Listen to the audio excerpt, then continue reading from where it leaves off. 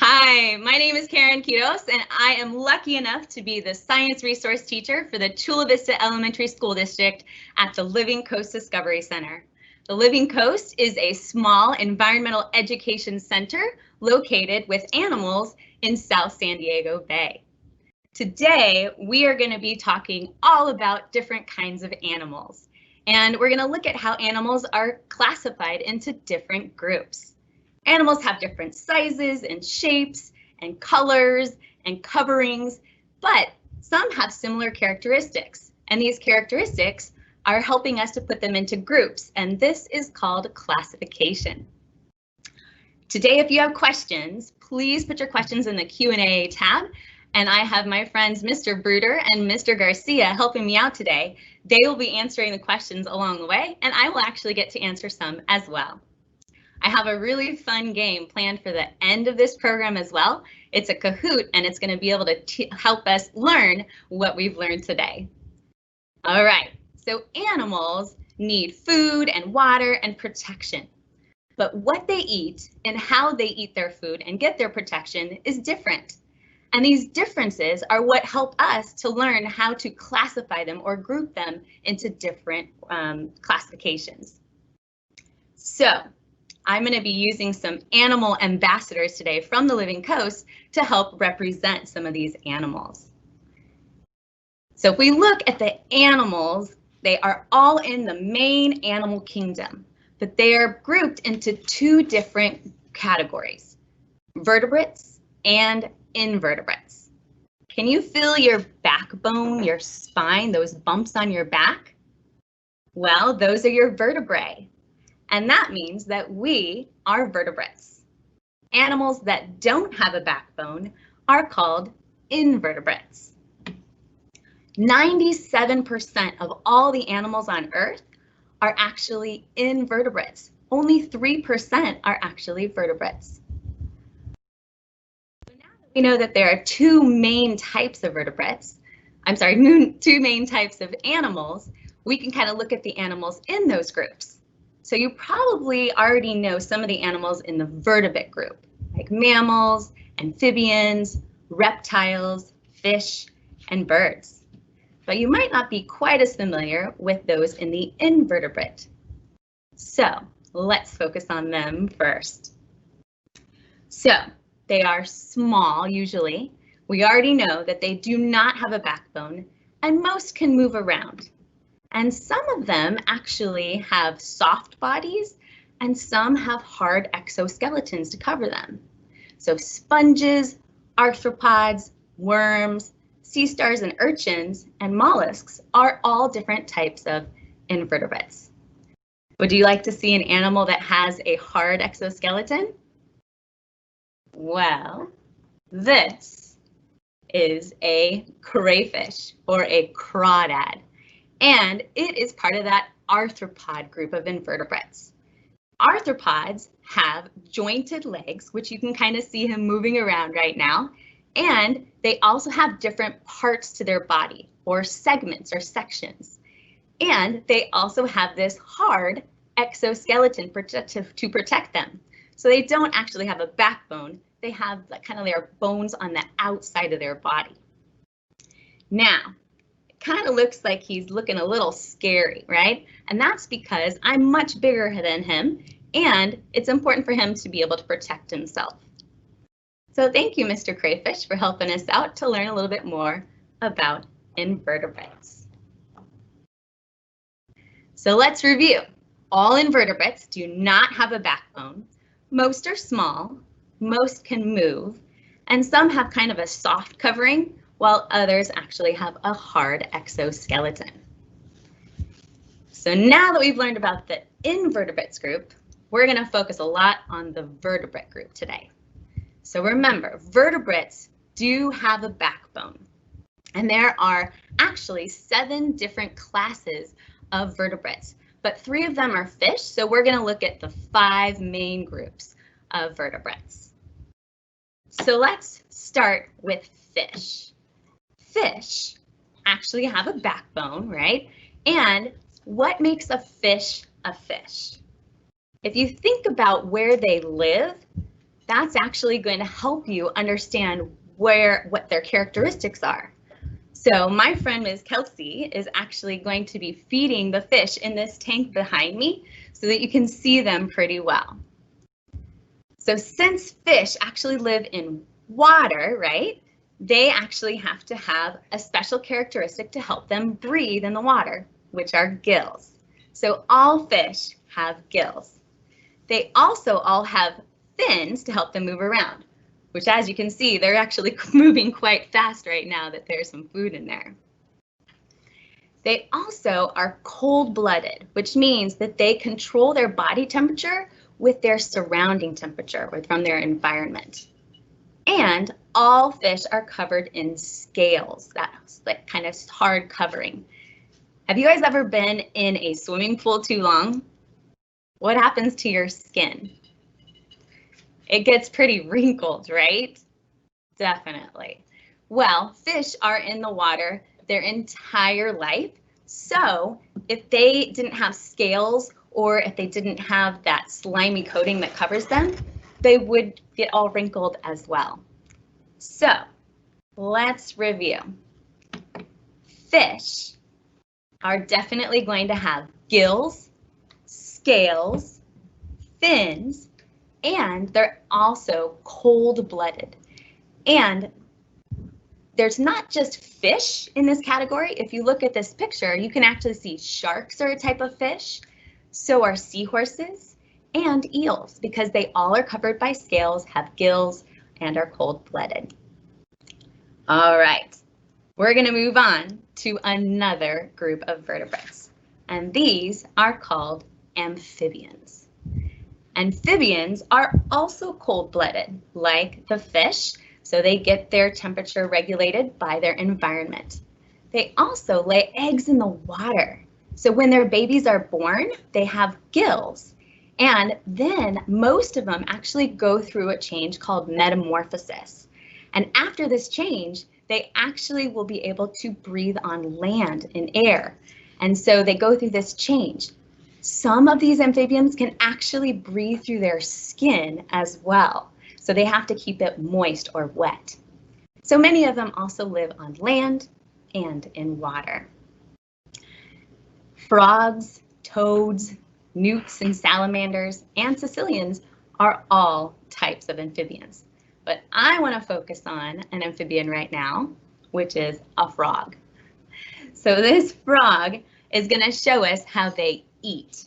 You probably have been able to hear that their tongue can go out pretty far. You might not know, something I just learned recently is that their spit is actually pretty amazing. Their spit can actually be liquid like water, and then sometimes it also can be super sticky like honey. So when they shoot it out, their tongue hits an insect, that liquidy spit surrounds the insect, and then when they hit that insect, it turns into that honey sticky substance, and the insect can't get away. And then they pull it back into their mouth, and they're going to actually turns back into that liquidy substance so they can swallow it down. Let's check out this video in slow motion to be able to see how this happens. So first, that frog is going to shoot out its tongue, and it's super liquidy right now. It's covered the insect, and now it's super sticky. It puts it back in its mouth, and now that liquid is going to become, or the spit is going to become liquid so they can actually swallow it back down. Pretty cool adaptation, right? Well done. Now we're going to go back and let's review these characteristics of all amphibians. They are cold-blooded or ectothermic. Most lay eggs in the water, and they go through metamorphosis. And most of them can actually breathe through their skin, live on land, and in water. All right, I think it's about time for us to check in and see if there's any questions that I can answer at this time, Mr. Bruder. Hey, Mrs. Yeah, we have some great questions out there. One of the questions is, what mammals do you guys have down there at the Living Coast? funny you should ask. I'm actually going to show you one of the mammals that we have here, and I'm going to keep that one a little surprise for later. But we definitely have squirrels and coyotes and animals that live out on the refuge here. But we have one main mammal that we have here at the Living Coast in our enclosures, and we are going to get to meet her in just a moment. Awesome. Another question is actually about you, Mrs. Q. What is your favorite animal, and what's his or her name? That is a great question too. Oh, there are so many to choose from. I'm actually going to show you one of my favorite ones when we get to birds, but I do love the sea turtles here, as well as our great giant Pacific octopus are fascinating to me. So thank you for asking. And one last question. Benjamin is wondering, is a shark a type of fish? Ooh, that is a great segue into our review at the end, because we're going to talk about that. And yes, sharks are definitely a type of fish. Great. Thanks for answering those, Mrs. Q. Absolutely. Thank you guys for asking them. Those are great questions. Keep them coming. All right. So we've talked about invertebrates. We've talked about fish, which are vertebrates. We've talked about amphibians, which are a type of invertebrate or vertebrate. And now we're going to talk about birds.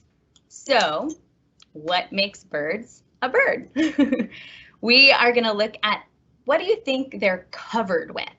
Do you know what covers all birds? That's right, feathers, absolutely. They also have wings. Also, birds are going to be able to fly, okay, but not all of them. You're going to see that in our review later also. So they're covered in feathers, they lay eggs, and they're warm-blooded, which means that they can control their own body temperature.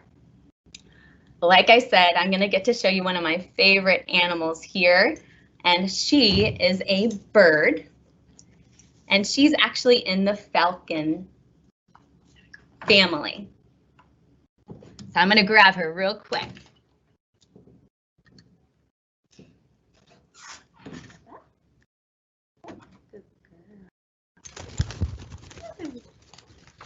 It's okay. This is Mariah, and she is an American kestrel, which is part of that falcon family. And she also is going to be covered with feathers, right? Do you see her feathers? She is about 10 years old, and she's been here at the Living Coast for 9 of those.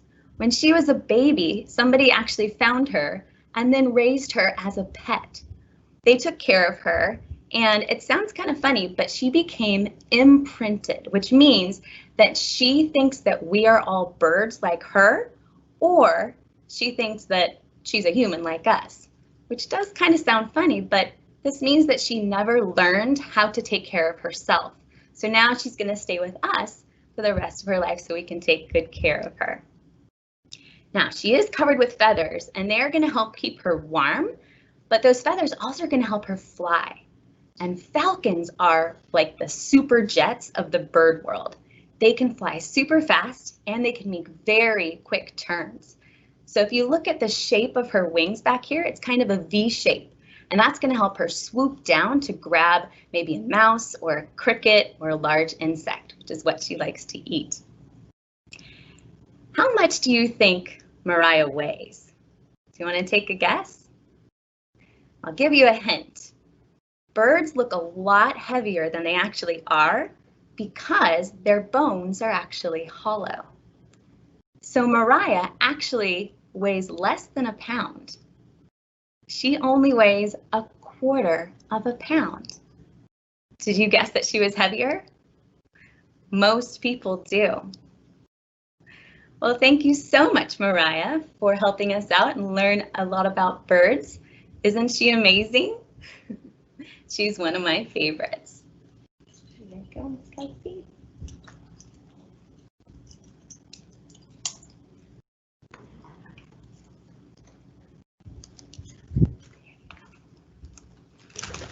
Good girl. All right, so let's review. All birds have feathers, lay eggs, they have hollow bones, and they're warm-blooded. let's go on to reptiles.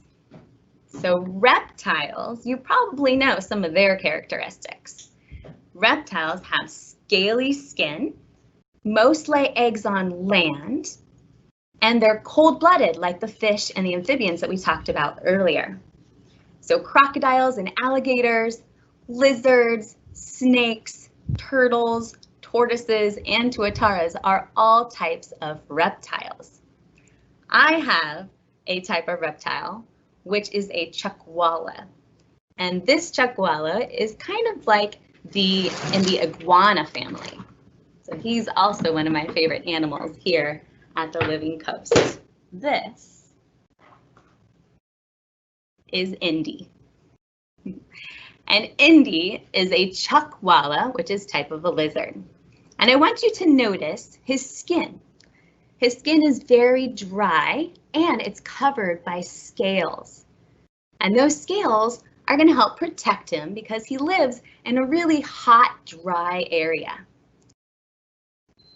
He also is cold-blooded. Remember, all reptiles are cold-blooded.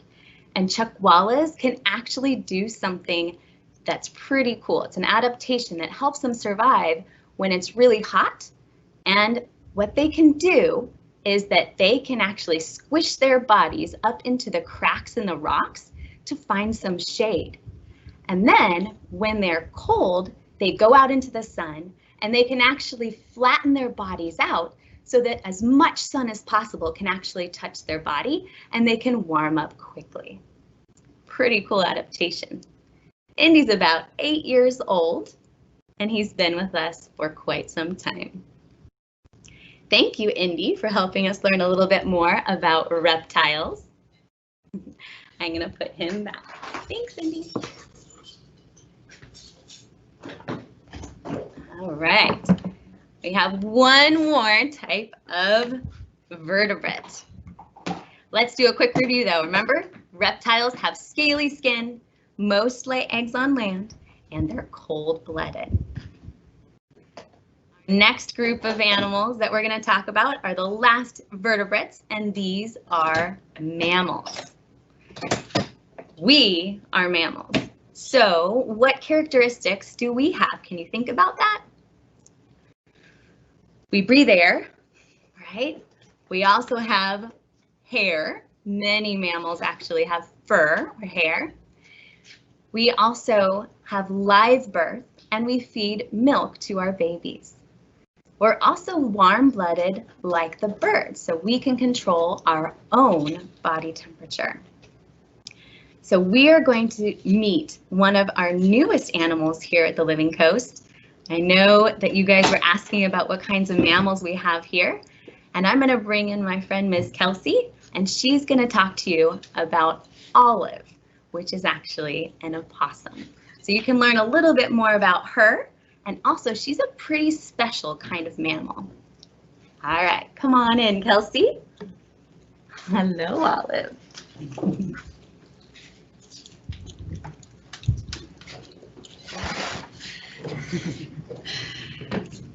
Da da da da! We've arrived. Hi guys, my name's Kelsey. I'm one of the animal care specialists here at the Living Coast Discovery Center, and this is my very cute, adorable mammal friend, Miss Olive. Olive here is a opossum, so she's actually a fairly common species of mammal that we find here in North America. You can actually find these guys right here in your own backyards of San Diego County, if you guys are watching us from San Diego or other parts in North America. Now, Olive here, you may notice when you're looking at her, she kind of looks a little bit different than what you may imagine a normal opossum looks like. And that's because she is a little bit of an old lady at this point. Opossums only have a lifespan of about 4 years old in the wild, so they are a very short-lived species. And this little girl, unfortunately, also came to us after being hit by most likely a car. So this is unfortunately a common story with opossums or other species of nocturnal animals, animals that like to be awake at night. Now, opossums, like Olive here, are a very unique type of mammal. There are 3 different types of mammals. We have placental mammals like you and I. we have these guys, which are marsupials, and they keep their babies in a pouch, right? So Olive here, being a female opossum, actually has a very, very little pouch on her belly where she'll keep her babies after she gives birth to them. And there is a third type of mammal, which is called a monotreme. And monotremes are egg-laying mammals. So those are things that you're going to find pretty much only in Australia, and those are going to be the platypus and the echidna. So pretty cool. Mammals are pretty fascinating animals. And like I said, this little girl right here is a unique type of mammal, being that she is a marsupial. So that's all from me and Olive. We're going to go take our snacks and head back with Miss Hugh. All right. Thank you so much, Olive and Ms. Kelsey. Weren't they amazing? Awesome, awesome. Oops, where's my clicker? There it is. Okay. Well done. So let's do a quick review. All mammals have fur or hair. They breathe air. They feed milk to their babies. They give live birth, and they're warm-blooded. Well, we've reached the end of all of our invertebrates and vertebrates. So do we have any final questions, Mr. Bruder, before we get to our fun game? Yes, we do, Mrs. Q. Excellent. Here's the first one from Takara. Do all the birds there eat the same thing, or do some of them eat different things? That is a great question. So birds here, we have quite a few types. We have raptors, which is a meat-eating kind of animal like Mariah, but we also have shorebirds, and there's a lot of birds out in the wild that are definitely like seed eaters as well. So we definitely feed them in our enclosures. We have our birds that eat fish or crabs or shrimp, and then we also have our raptors that are going to be able to eat rats and sometimes even fish. Great question. Thanks for sharing that with us. We have another question from Kareem. Are owls a vertebrate because they're able to spin their head 360 degrees? I'm so glad you said that. Owls can definitely turn their head more than we can, for sure, but they can't actually spin it like in the movies 360 degrees, because you're right, if they had a vertebrae, it would fall off. So they can actually start here and then they'll spin it all the way around. They can go 270 degrees is what they can do. And they have 14 bones in their neck. We only have 7. So that's what allows them to actually turn their head further than we can. Great question. So they are vertebrates for sure. Last question we have for you is, Thomas was wondering how heavy Olive is. How much does Olive weigh? She weighs about 2 pounds. No. Kilos. 2 kilos, which unfortunately I don't 3 know. kilos. About 6. It's like 6 pounds. About 6 pounds. Kelsey's 5 to 6 helping me out with that one. Great question. She weighs about 6 pounds. So a lot heavier than the birds, right? Because our bones are dense, right, and solid. So they're super heavy, whereas the birds, their bones are actually hollow. Great. Thanks for answering those questions. I think we're ready for the next part. I think the Kahoot's coming up soon, right? It sure is. That's next. Absolutely. Thank you, guys. Those were awesome questions. Okay, so you might have heard about Kahoots, and if you haven't, don't worry, I'm going to explain everything. So what you're going to need to do right now is I would like you to open up a separate window, or if you have another device, you can use that. And in that separate window, you are going to type in, right here on this screen, you can see is kahoot.it. Okay, so in a separate screen, don't leave here because you're going to actually need to see me and your separate screen in order to play the game. Because I'm going to have the questions on my screen and the potential answers, and you're going to be able to click the answers on the separate screen. So you can kind of split your screen and be able to get the 2 windows open, or you can use 2 separate devices. Okay, if you can't do this, it's no big deal. You can actually write your answers into the Q&A box and play along with us that way as well. So while you get ready, okay, with that separate window with kahoot.it, and when you do, you're going to enter the PIN 1963547. So while you're kind of getting that ready, I am going to go into the Kahoot to see who is there right now. Ooh, there's quite a few people. Excellent. Well done. So in here, I see some people joining. So this is going to be the PIN 1963547. 47. Woohoo, we're getting a good group joining. Well done. Okay, so now that we're in here, I'm going to kind of explain the game. So what I'm going to do is I'm going to show a picture of an animal, okay? And I want you to pick the answer that shows the correct category or classification of that animal. So I'm going to start the game in about 30 seconds or so. But if I show a picture of an American kestrel, like Mariah, you would choose the answer that says bird, because kestrels are a type of bird, right? Okay. If you're having trouble with technology, it's okay. Everyone's speed is different, and this is just for fun. You can follow along as we are playing, even if you can't actually answer on here. Okay? Hey, Mrs. Q, we have a quick question for you. Yeah. Can we give about 30 seconds or a minute more? Because we have a lot of our friends jumping in the Kahoot still. Oh, yes, absolutely. Okay. How about I give a little test quiz right now? If I said, what type of animal is a sea turtle? What do you think? Can you yell at the screen? What is it? Think about the options. There's mammals, there's birds, there's invertebrates, there's reptiles, there's amphibians. Any thoughts on that one? I think you guys are gonna do really well at this. How are we now, Mr. Bruder? What do you think? Should we start in like maybe another 20 seconds? I think so. I think we got most of our friends in there that are joining us, but a good 20, 30 seconds would be nice. Okay, sounds good. So remember, the options are mammals, reptiles, invertebrates, birds, fish, or amphibians. Okay, so those are going to be our options. Okay, now you can join even after the game has started. So that's totally fine. If I start the game and you haven't quite entered yet, that's okay. So go ahead and make sure that you enter, even if I've started the game already, okay? You can join anytime throughout the game. There are gonna be 8 questions total. Okay, I'm gonna go ahead and start the game. Everyone ready? Start. So our game is called All Kinds of Animals in 3, 2, 1. What type of animal is a coyote? So choose red for reptile, blue for amphibian, yellow for mammal, and green for invertebrate. What type of animal is a coyote?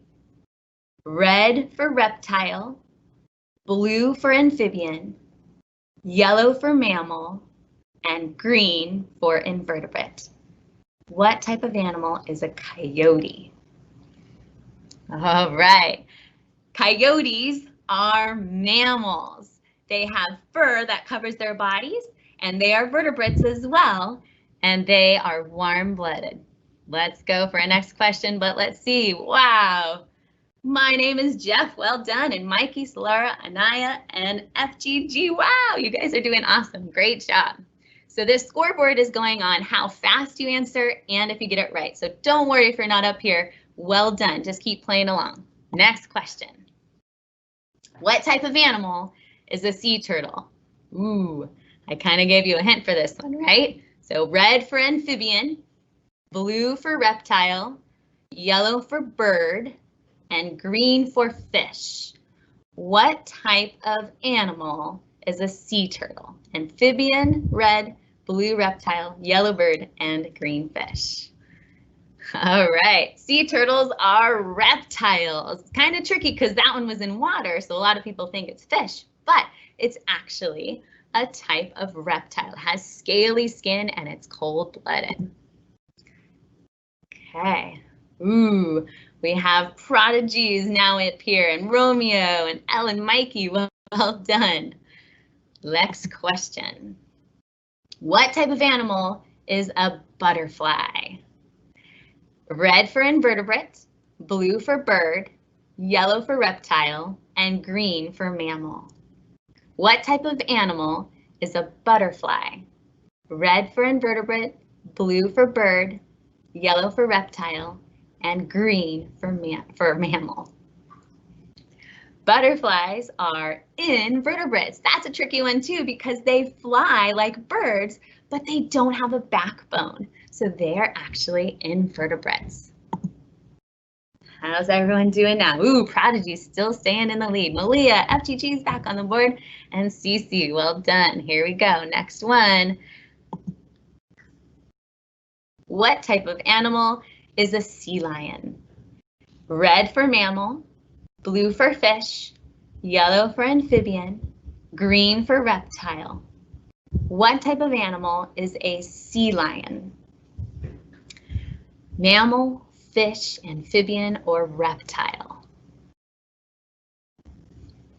How'd you guys do? Yay, well done. Most of you said mammal, excellent job. That one's tricky too because they don't really look furry, right? But they do actually have hair. Here we go. Ooh, Farida came in the lead. JTG and Anaya. Well done, Prodigy. Keep it up. What type of animal is a salamander? Red for reptile, blue for amphibian, yellow for bird, and green for invertebrate. What type of animal is a salamander? Reptile, amphibian, bird, or invertebrate? A lot of people said reptile, but guess what? It's actually an amphibian. That was a super tricky one because it looks just like a lizard, but it has wet skin. So that, remember, that's how they have to breathe, through their skin. How about this next one? I think you're going to do well on this next one. Oh, the kid took into the lead. And Aesthetic Wolf, ooh, cool name. And Prodigy is still in there, and O is in the game. Right job. Okay, here we go. Three more questions. What type of animal is an octopus? Red for invertebrate, blue for reptile, yellow for fish, and green for bird. What type of animal is an octopus? Red for invertebrate, blue for reptile, yellow for fish, and green for bird. An octopus is an invertebrate. Remember, they don't have a backbone, really squishy animal. Here we go. How's it going with them? Ooh, Aesthetic Wolf. Wow, well done. And Dorel and Aztec for Life, very nice. And the kid is still in the running. Well done, everyone. Two more questions now. What type of animal is a penguin? Red for mammal, blue for fish, yellow for amphibian, and green for bird. What type of animal is a penguin? Mammal, fish, amphibian, or bird? How do we do on this one? Penguins are actually birds. They are covered in feathers. Even though they don't fly, they are actually birds. Okay, last question. You're gonna do awesome.